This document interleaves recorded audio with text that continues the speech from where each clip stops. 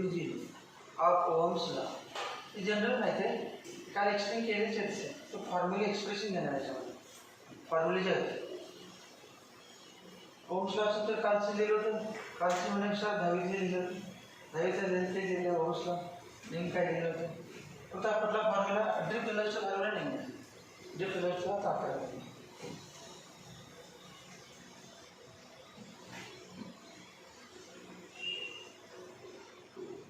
समजा एक इलेक्ट्रॉन आहे,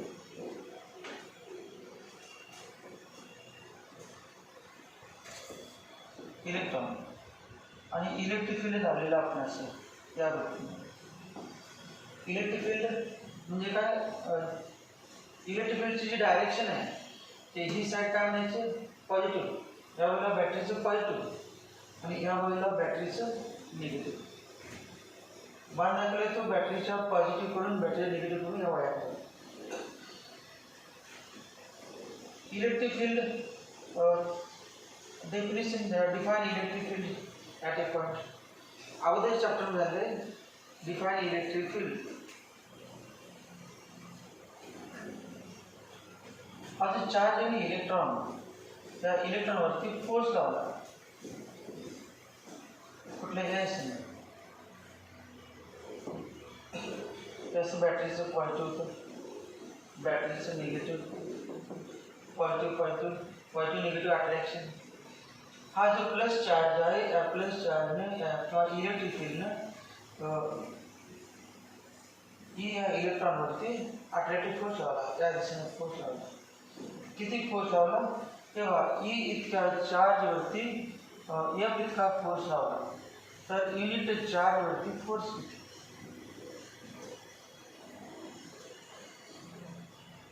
force acting on unit charge, force exerted on unit charge placed in the electric field. Electric field मध्ये जेव्हा आपण 1 कूलम चार्ज ठेवतो, इलेक्ट्रिक फील्ड मध्ये जेव्हा 1 कूलम चार्ज ठेवतो त्याच्यावरती काहीतरी फोर्स लावते इलेक्ट्रिक फील्ड, त्या फोर्सला म्हणतात ई. मग ई म्हणजे ज्यांना माहित नाही पडता, ई म्हणजे काय, it is the force, it is the force acting on, it is the force acting on 1 coulomb charge. It is the force acting on 1 coulomb charge. जेव्हा जेव्हा ई म्हटलं, ईचं नाव आपण म्हणणार इलेक्ट्रिक फील्ड पण म्हणणार, इलेक्ट्रिक फील्ड इंटेन्सिटी पण म्हणणार, आणि काय म्हणणार हा फोर्स आहे कोणावरचा, युनिट चार्जवरती. युनिट चार्जवरती किती फोर्स, युनिट चार्जवरती किती फोर्स ई. मग युनिट चार्जवरती ई का फोर्स, तर या इलेक्ट्रॉनवरती किती, युनिटवरती ई, युनिटवरती एफ इतका फोर्स, तर इलेक्ट्रॉनवरती किती, किती F into E, F into unit नाही, ई चार्ज, युनिट चार्जवरती किती फोर्स आहे ई, युनिट चार्जवरती किती फोर्स आहे ई, युनिट चार्जवरती ई का फोर्स आहे, तर ई चार्जवरती किती, किती ई इंटू ई, एकला ई तर ईला किती ई इंटू ई, असं म्हणणार F equal to 2E. F म्हणजे काय, it is force acting on charge q. F म्हणजे काय, force acting on charge q. आणि हे म्हणजे काय, force acting on unit charge. E म्हणजे काय, force acting on unit charge, आणि एफ म्हणजे force acting on charge q. q म्हणजे किती आहे ई, q म्हणजे किती आहे ई. मग एफ इक्वल टू काय आहे, ई इंटू. इलेक्ट्रॉनला काहीतरी मास आहे, इलेक्ट्रॉनला काहीतरी मास आहे, आणि तो इलेक्ट्रॉन काहीतरी ॲक्सेलरेशन, ॲक्सेलरेशन आहे नाही, मोशन करायला ॲक्सेलरेशन ए, कारण फोर्स लावल्यानंतर स्पीड वाढणार, स्पीड वाढल्यामुळे काहीतरी ॲक्सेलरेशन असणार जे अगदी काही काही काय असणार स्पीड, या ड्रिफ्ट स्पीड आहे चेंज झालं ओरिजिनल स्पीडपेक्षा, किती ॲक्सेलरेशन ए. मग सांगा न्यूटन सेकंडला, फोर्स आहे एम, मास आहे इलेक्ट्रॉनचं एम, किती ॲक्सेलरेशन चाललेलं आहे A. Define acceleration, define acceleration, acceleration म्हणजे काय, change in velocity upon change in velocity upon time म्हणजे काय A equal to V minus U upon T किंवा असं लिहितात A delta V by delta T किंवा हे असं लिहितात D V by D T D V by D T पण लिहितात delta V by delta T पण लिहितात V minus U upon T हे सगळं ॲक्सेलरेशन होतं वेगातील बदल हे काय change in velocity upon time म्हणजे ॲक्सेलरेशन मग न्यूटन सेकंडला काय formula F equal to M A दहावी झाले का F equal to M A example सोडायचं दहावीमध्ये भरपूर याच्यावरची F equal to M A force equal to mass into acceleration कुठलीही बॉडी असेल आणि त्याचे मास एम असेल आणि फोर्स एफ लावला तर हा फॉर्म्युला लिहायचा मग आता एक करतो का डायग्राम करून काय नाही बघता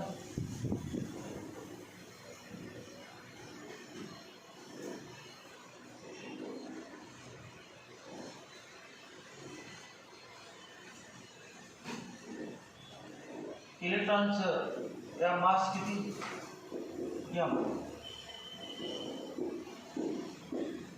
इलेक्ट्रिक फील्ड आपण किती लावले ई इलेक्ट्रिक फील्ड त्या भागात इलेक्ट्रॉन ज्या भागात आहे त्या भागात इलेक्ट्रिक फील्ड किती तयार केलेलं आहे ई फोर्स किती म्हणला आपण एम आणि इलेक्ट्रॉनचं वेग वाढलेला आहे स्पीड चेंज झालेलं आहे ते स्पीड चेंज झालं असेल तर ॲक्सेलरेशन आहे काय तर ॲक्सेलरेशन त्याला म्हणणार ए मग Newton second law by Newton's second law Newton's second law F equal to M F equal to M by Newton's second law F equal to M अजून आहे force acting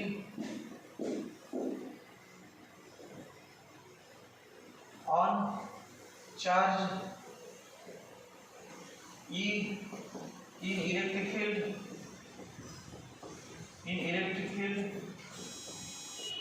vector E is F equal to E into E F equal to E into E दोन्हीची LHS same दोघांची LHS same दोघांची डायव्हर्स same म्हणून दोघांची उजवी बाजू सेम मग काय नाही मग M A equal to E into E M A equal to E into E याला समजा एक नंबर लिहिलं याला दोन नंबर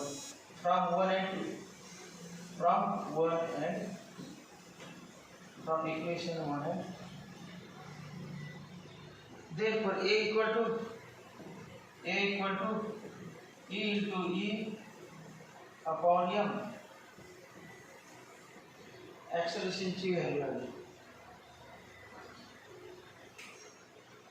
जेव्हा इलेक्ट्रिक फील्ड आपण लावलं नव्हतं in the actions of electric field तेव्हा ॲव्हरेज स्पीड होता नेट स्पीड 0 सगळे इलेक्ट्रॉन या ॲक्शन चालू होते या ॲक्शन आता पण जातातच इलेक्ट्रिक फील्ड आलं तर जातात सगळ्या दिशेने पण सगळ्या दिशेने जात असताना त्या फील्डमुळं थोडं फील्डच्या दिशेने पण येतात त्यामुळे नेट स्पीड 0 नाही नेट स्पीड व्हीडीमध्ये ते पुढं असते मग फील्ड लावायच्या अगोदर किती स्पीड होतं सुरुवातीची स्पीड पहिल्याचं समजा U1 दुसऱ्याचं U2 सगळे U1 U2 म्हणायचे तर सुरुवातीला सगळ्यांची स्पीड काय इलेक्ट्रॉनचं U1 U2 U3 U4 U5 U6 सगळ्यांची सम किती 0 सगळ्यांचे व्हेक्टर सम 0 एक U1 स्पीडने यायचं चाललं आहे U2 स्पीडने यायचं चाललं आहे दोघं कॅन्सल केले किंवा कॅन्सल नाही केले सगळ्यांची सम मिळून टोटल कॅन्सल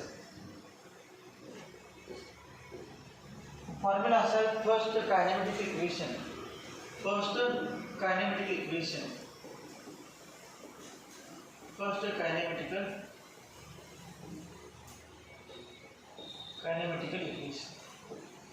आता V equal to PD equal to U plus TT तीन असेल इथं time interval between two successive divisions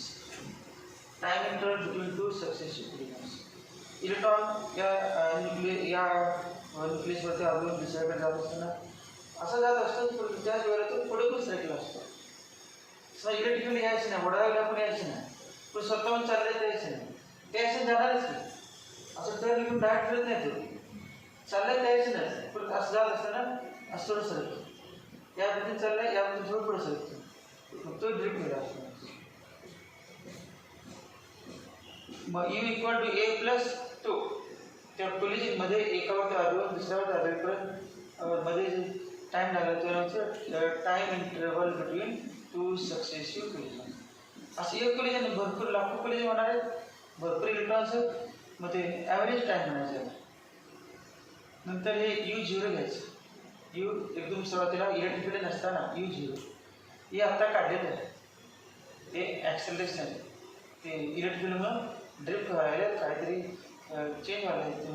सुरुवातीला 0 होता स्पीड, तो व्हीडी झाला आहे, 0चा व्हीडी झाला आहे, 0चं व्हीडी झाला म्हणजे फुल लावलं असणार, त्यामुळं ते ॲक्सेलरेशन, या ॲक्सेलरेशनमुळे 0चं यूचं व्हीडी झाला, 0चं व्हीडी झालं. मग आता काय दिलं आहे बा, U equal VD equal to 0 plus A into E upon M into T म्हणा किंवा टाऊ म्हणा, टो म्हणा, त्याला टो असं सिम्बॉल, हे टी असते, हे पण टी असते. असं सिम्बॉल काढलं की त्याला टो म्हणतात. मग टो म्हणजे टॉर्क पण आहे. मग टॉर्कच्या या ठिकाणी काय संबंध आहे, हा टाईम, टाईमसाठी अक्षर असेल काय कळतं ते सगळं स्मॉल टी घ्यायचं. V D equal to E upon M into therefore vector vd equal to e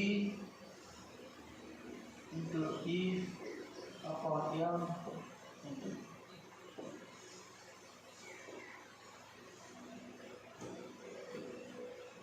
vector form contact scalar with magnitude direction of vd equal to e into e upon m into the equation. आता आपलं झालेलं equation बघा, आज जशी revise केली ते घ्यायच्या अगोदरही नाही सगळं रिवाईज केलं, आज नाही केलं काल केलं.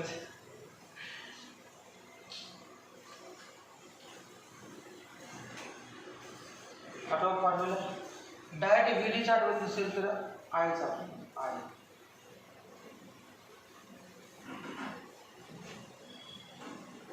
तर असा फॉर्म्युला होता आय इक्वल टू एन. काय काय विसरलं ते आठवलं म्हणायचं की आपण होती फॉर्म्युला एन आणि काय एरिया महत्वाचा ए.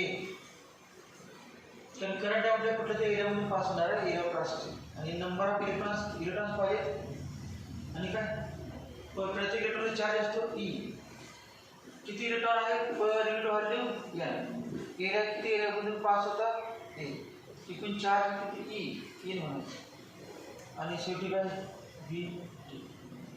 therefore VD चा फॉर्म्युला काय आला, VD equal to I upon NAE. VD equal to I upon NAE आणि I अपॉन A म्हणजे आपण काय मानलो, J मानलो ना, J upon NE. I upon A म्हणजे काय J मानलं ते. आता ही व्हीडीची किंमत इथे लिहिली, equation from 1 and to 5, from 1 and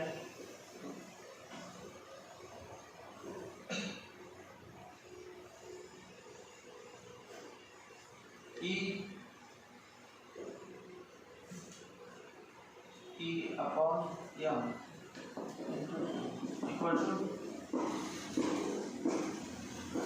J कुठेही चालते I upon n a e. I upon n a e.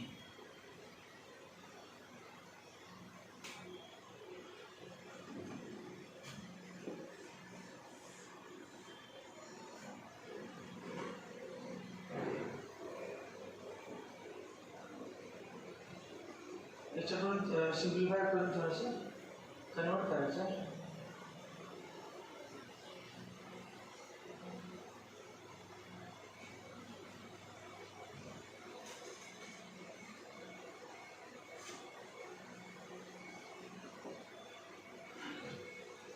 I upon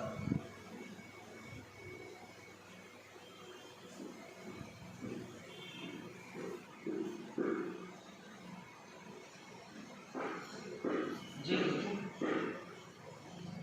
just the rest n e, therefore E equal to current formula E equal to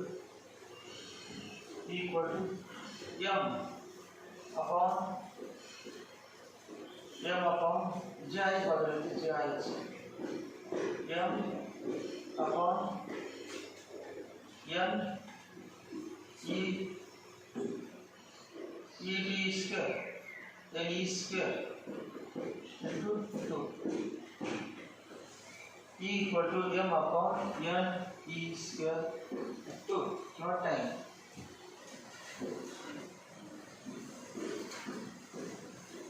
आता याची किंमत जे derivative झालं तर row specific resistivity जराशी row specific resistivity ही झिरोची value आहे derivative ती नव्हती व्हॅल्यू ही नव्हती बाकीच होतं ते करंट आणि voltage resistance length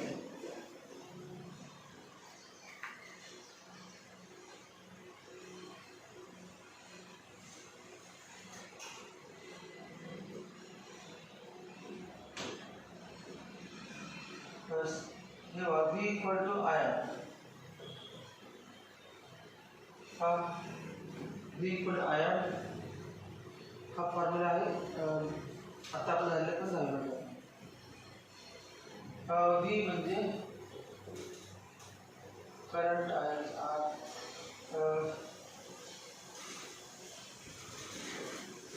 e into d equal to I into r I into R तो ये अक्षर नहीं है E अजून या ठिकाणी काय लिहायचं I V equal to E into D माहिती आहे राम एवढं लिहा खालच्यावर माहिती नंतर पुढचे ते फॉर्म्युला एक्सप्रेशन काय थेरी का लिहिणार ना ते एक्सप्रेशन आहे लिहा वाक्य consider an electron of mass m subjected to consider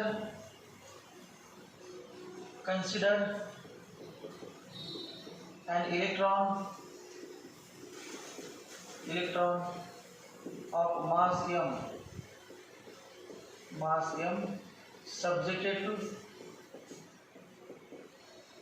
subjected to an electric field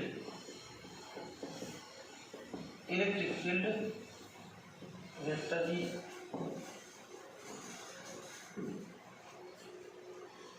electric field vector E तर खालच्या वेळेला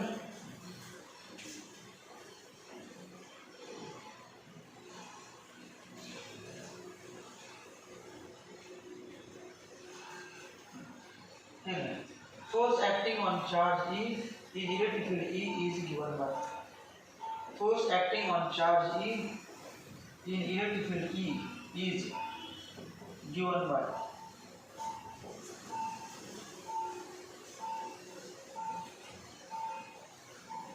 force acting on charge E in electric field E is given by equation 1 the equation M equal to E into E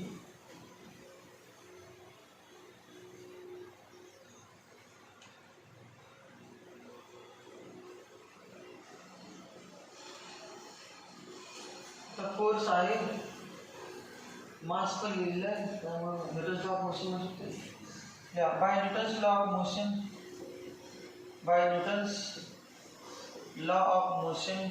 Newton's second law of motion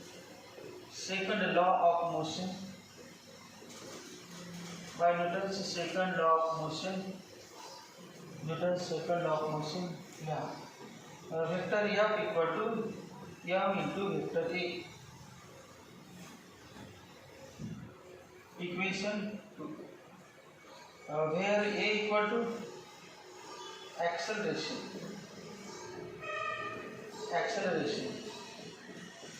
acceleration म्हणजे rate of change of velocity, वेगातील बदल, एका सेकंदामध्ये होणारा वेगातील बदल. A equal to acceleration. आता लिहा from 1 and 2, from 1 and 2, from 1 and 2,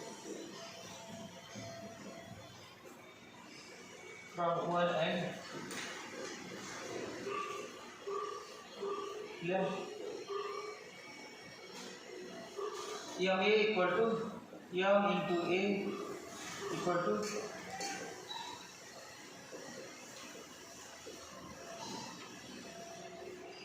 e into e.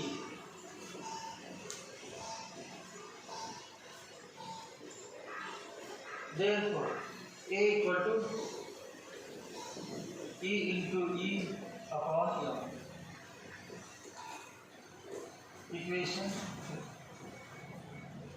Equation 3. Culture. Let tau be the average time between two successive collisions. Let tau process 1 be the average time between two successive collisions. Average म्हणजे भरपूर collision होतात. पहिल्यामध्ये सायन्समध्ये 2 second असतात, दुसऱ्यामध्ये 2.5 second, तीन का सगळं total average 2 कोलिजनमध्ये सक्सेसमध्ये किती ते ॲव्हरेज काढलेलं आहे. त्यामुळे आपण बघायचं average time between two successive collisions. Collision म्हणजे आदर नाही, कोलायड म्हणजे एकमेकावरती ना. असं म्हणजे की electron does not collide with one another. जात असताना मध्ये न्यूक्लियस येत नाही पॉईंट, तेव्हा काय करतात कोअरवरती एकमेकावर आधारित अजम्पशन आहे. तर त्यात आणि एनर्जी लॉस पण नाही.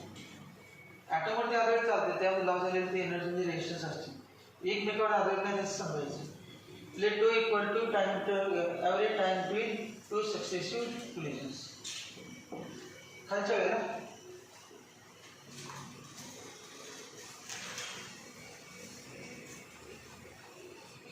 by first kinematic equation, first kinematic equation, kinematical equation, first kinetic equation, comma, Vd equal to u plus at, a into t, take the two.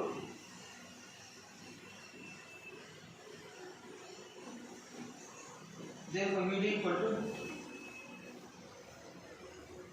0 plus a into 2. स्वतः average कुछ 0 असतो, त्यामुळे 0 येईल. Direct पण average आहे. Vd equal to 8. The kimball here h. Therefore Vd equal to hela e into e magnitude upon m into 2. From equation 4 and we go to from 3.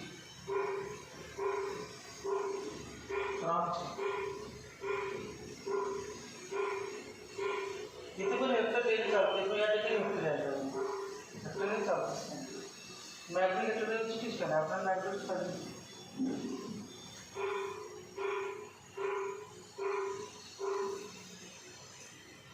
आता drip इलेक्ट्रिकचा formula आपल्याला माहिती असतो.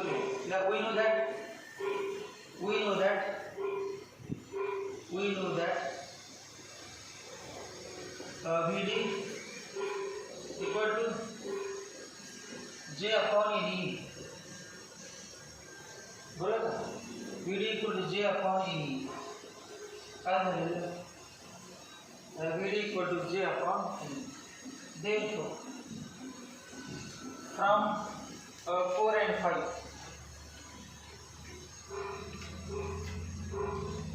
from 4 and 5,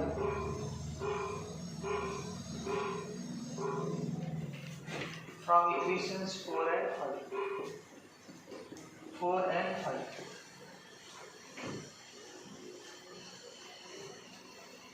E up into 2 equal to J upon N. J upon N. J upon N. Therefore, E equal to M upon L E square 2 into J.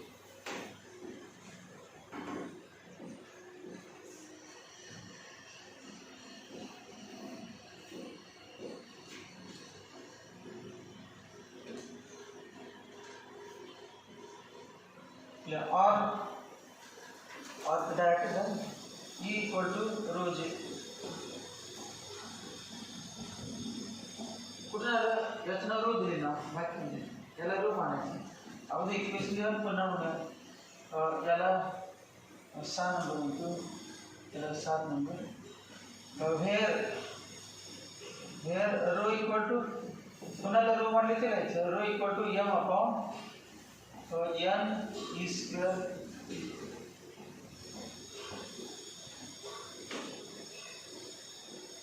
हे constant आहे आणि याचं नाव काय row लिहिलं आता बघा इलेक्ट्रॉनचं मास कधी बदलत नाही number of electrons per volume constant इलेक्ट्रॉनचे चार्ज कधी बदलत नाही आणि हा ॲव्हरेज टाइम इंटरवल काढला आहे बिटवीन टू सक्सेसिव्ह टेम्परेचर बदलले की हा टाइम बनवतो टायमिंग नाही टेम्परेचर वाढले की जरा फास्ट कोलाइड होणार तेव्हा मग होईल जोपर्यंत टेम्परेचर सेम आहे त्यातलं काय काय constant mass constant N constant E constant into time constant and rho constant. या फॉर्म्युलामध्ये रोजच्या फॉर्म्युलामध्ये ई आहे का बघ ई कुठे आहे ई कडे वर आहे तुम्ही या रोजच्या फॉर्म्युला हा रोजचा फॉर्म्युला हा रोजचा फॉर्म्युला हा रोजचा फॉर्म्युला आहे हा रोजचा म्हणू नका हा ईच्या फॉर्म्युलामध्ये रो आहे हा रोजचा फॉर्म्युला नाही रोजचा सेपरेट रोजच्या फॉर्म्युलामध्ये ई कुठे आहे का म्हणजे rho does not depend upon electric field किती पण इलेक्ट्रिक फील्ड रो बदलायचा संबंध रोच्या फॉर्म्युलामध्ये जे नाही जे म्हणजे करंट अपॉन एरिया रोच्या फॉर्म्युलामध्ये करंट नाही म्हणजे rho does not depend upon current रोच्या फॉर्म्युलामध्ये एरिया कुठे नाही हा बघायचं या ठिकाणी त्यातून याच्या रोचा फॉर्म्युला काय असतो की rho equal to E upon J परत पुन्हा E upon I upon A I होणार रोजच्या फॉर्ममध्ये आय आहे रोजच्या फॉर्ममध्ये ए आहे ते नाही बघायचं एवढंच बघायचं रोजचं याचं न्याला नाव दिलं हे बाकीचं नंतरचं फॉर्म्युला मग rho does not depend upon area rho does not depend upon current rho does not depend upon E rho does not depend upon E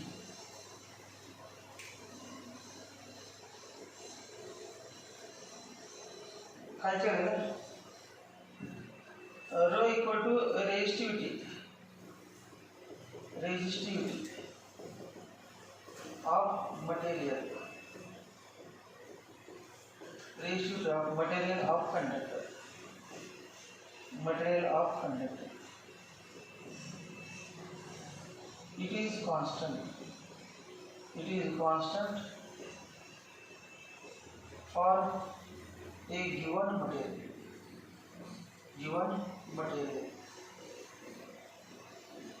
it is constant for a given material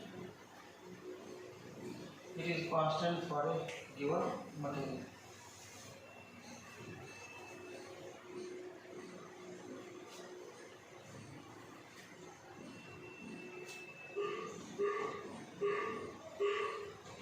culture rho is independent of E rho is independent of E rho is independent of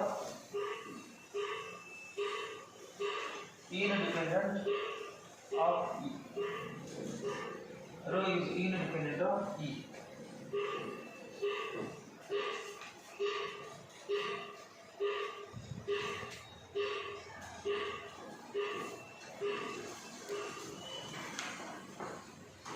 याच्यानंतर नवीन part आहे limitations of Ohm's law limitations of Ohm's law.